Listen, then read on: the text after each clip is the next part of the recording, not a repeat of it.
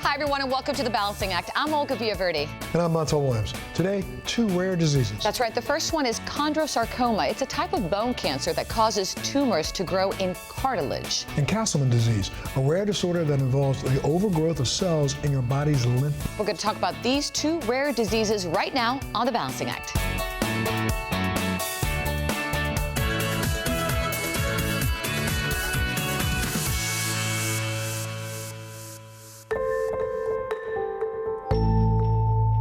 It's a rare type of bone cancer that develops in the cells of cartilage. For patients with unresectable or metastatic disease, there are no effective treatment options, causing an urgent need for the development of therapeutic options. We'll visit the Sarcoma Oncology Center to learn more, but first, let's meet Peter, whose optimistic outlook is helping him fight his rare disease. We're going behind the mystery of chondrosarcoma.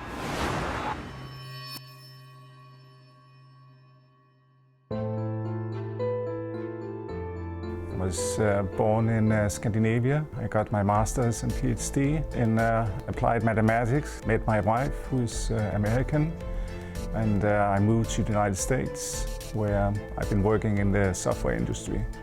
I was on vacation, and I simply noticed a small bump on my chest. Nothing that I really thought was quite serious. I thought I had stressed a muscle, and it was not before we came back that I then got to a doctor. The X-ray quite quickly showed that it was cancer. We did a biopsy, and out of that found that it was chondrosarcoma. It was becoming clear that it was serious. I was still looking at something that we would simply overcome. Very important was also that my wife took it very positively and took it very much in the same direction. We are going to solve it.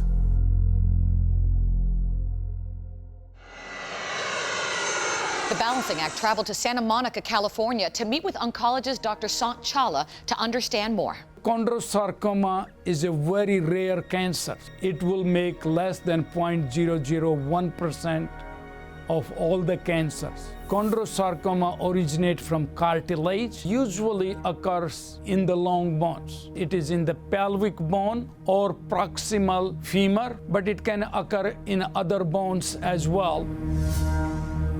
So after surgery, as far as we could tell, it had not spread at this point. It was only in the original location. Most of the disease was actually removed. So we started discussing about whether I should take radiation. I read up on it as much as I could. The literature was really not very positive about this actually having an effect. But on the other hand, I might regret not trying at least to just stop it right at that point. Important enough to that I went ahead with it. So when the patients have chondrosarcoma, they usually present with the pain, swelling, and bump in the body. Doctors will do a X-rays or CT scan or MRI scans. Then the doctor will refer to orthopedic oncologist who specialize in sarcomas. Then the biopsy is done. Biopsy is the definitive proof of chondrosarcoma, and then biopsy will also tell us what kind of chondrosarcoma, what grade, and what treatment needs to be done. We went for a couple of years where I was hoping that we would never see it again. Unfortunately, after about 2 years, we saw something coming back again. It spread to my lungs, it spread to my spine, spread to my skull on my head. And we had multiple surgeries, and we had another round of radiation on my skull that we actually did to try to keep it down. Chondrosarcoma has been a very difficult disease for medical oncologists to treat. Primary treatment is surgery. The type of surgery will depend where the tumor is. Chondrosarcoma is considered chemotherapy resistant. Unfortunately, radiation therapy again does not work in chondrosarcoma. If the tumor has spread elsewhere, like lungs and other areas, the prognosis with the standard treatment is poor. Standard chemotherapies do not work, or standard immunotherapy do not work, and there is a dire need for newer treatment for these chondrosarcoma patients. Despite many attempts by multiple pharmaceutical companies over the past few decades, there remains no effective treatment options for people with unresectable or metastatic chondrosarcoma. So with no standard of care for metastatic chondrosarcoma, I started a clinical trial that we did, and the result of it unfortunately was not as positive as we had hoped for. It was for some time slowing down the cancer, but it wasn't stopping it.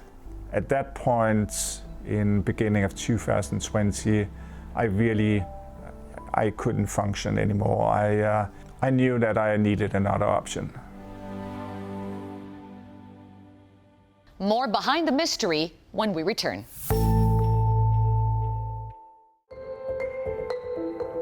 Welcome back. Let's go back to Peter's story.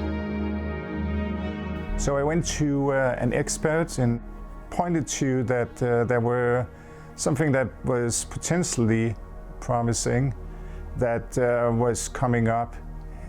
So I said, yes, I mean, immediately let's if it's something I can sign up for, let's try it out.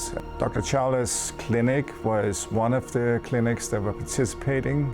So I went through all the steps with Dr. Charles' office to make certain that I was eligible. I started being functional again, and more importantly, being able to do things with my wife. We as cancer patients, I mean, we need to remember that also, that it's really hard on our family. We need to remember that.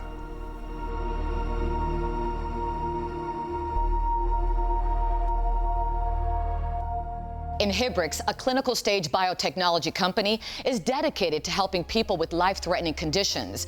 They're developing a therapeutic option for chondrosarcoma called Inhibrx 109, which is currently in clinical trial.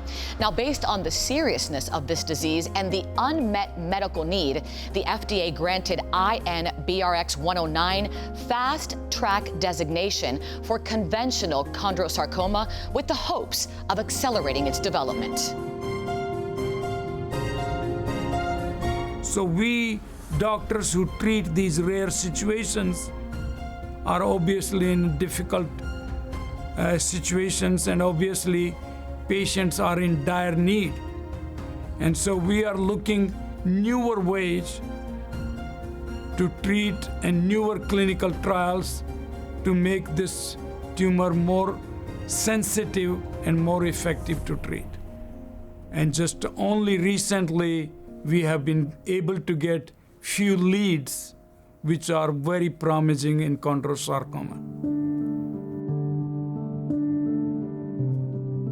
For somebody like me, it gives a perspective of that we have limited time, which we don't think as much as about when we don't have diseases, that we should really make certain that every day we get the most out of it, and we are the happiest that we can actually, and we make the people around us as happy as we can.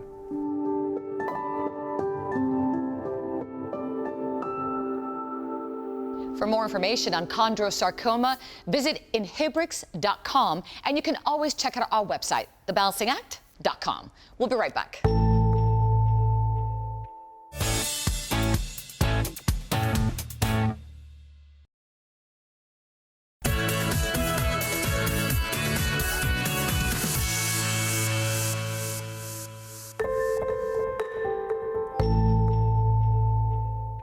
This rare disorder is sometimes referred to as a mix between an autoimmune disease, an infectious disease, and a cancer with symptoms that mimic many other disorders.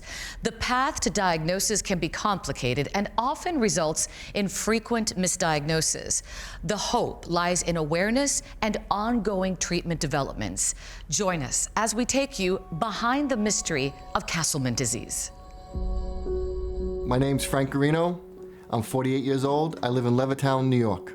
I got 3 amazing sons and my beautiful wife, Dina. They're my world. They're everything to me.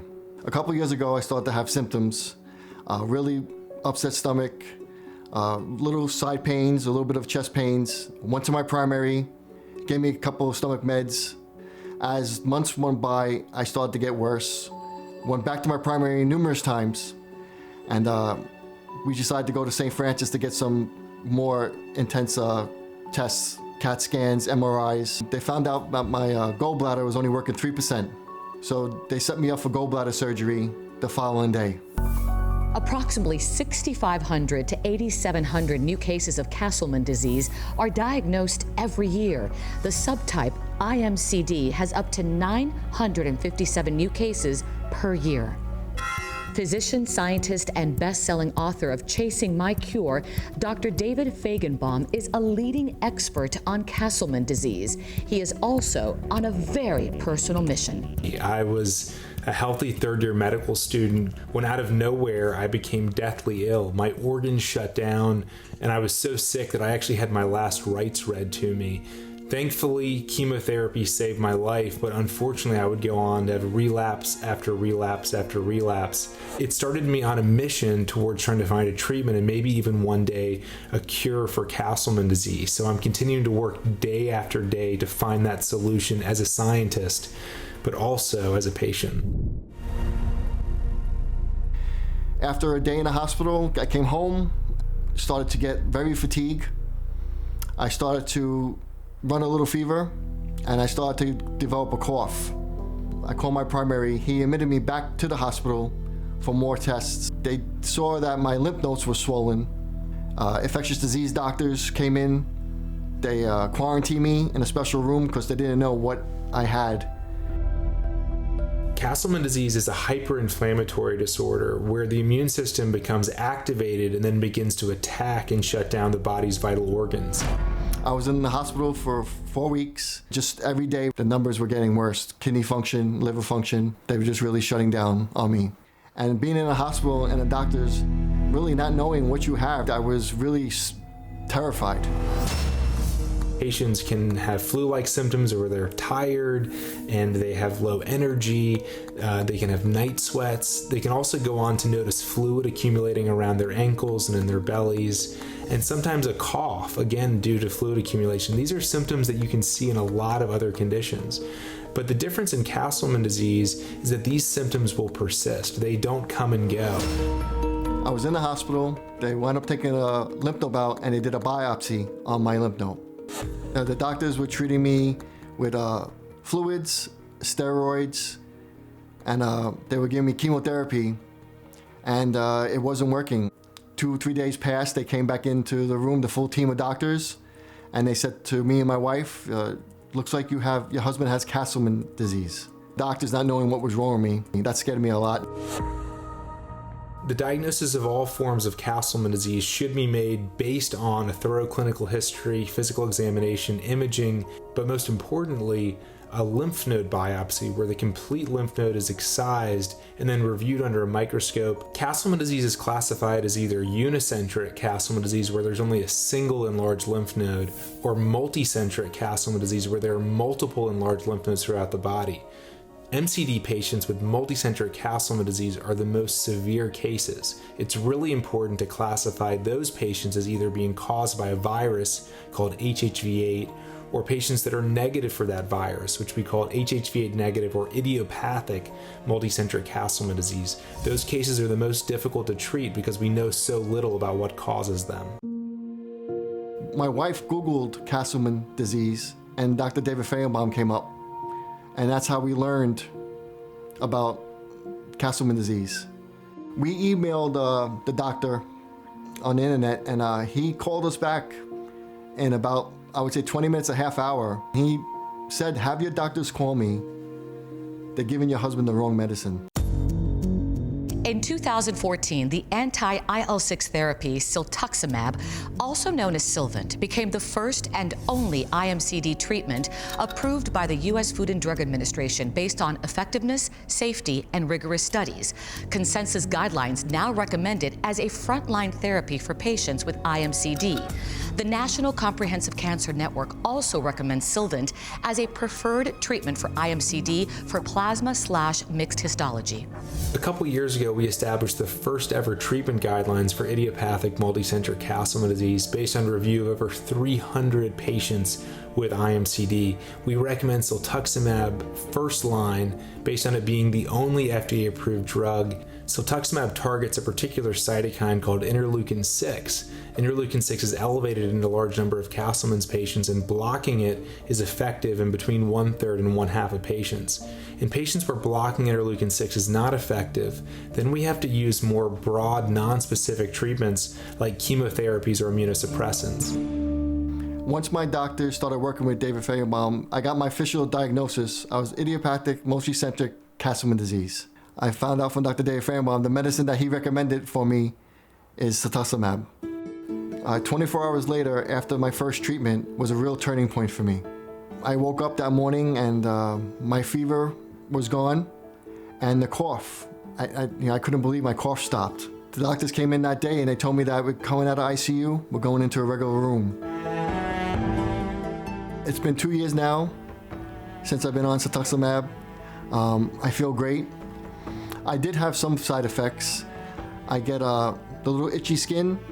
About a couple hours after treatment, I get very fatigued, but it doesn't last too long at all. I'm back to the normal stuff that I used to do. I'm coaching my son's baseball, and I'm back to work full time, and that means the world to me.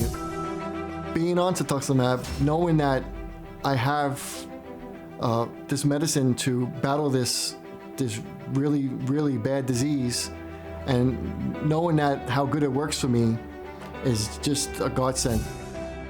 Castleman disease is still poorly understood by the medical community, but one organization is posed to change that. Dr. Fajgenbaum is the executive director and co-founder of the Castleman Disease Collaborative Network.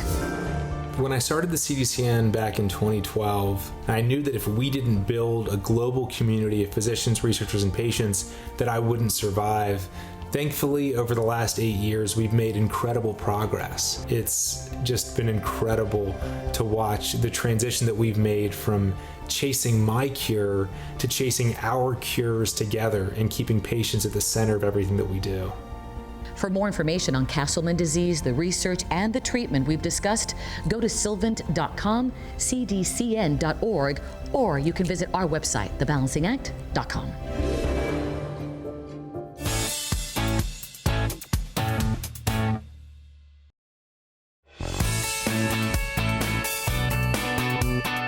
Thanks so much for joining us today. Remember to head to our Facebook page and our website and follow us on Twitter.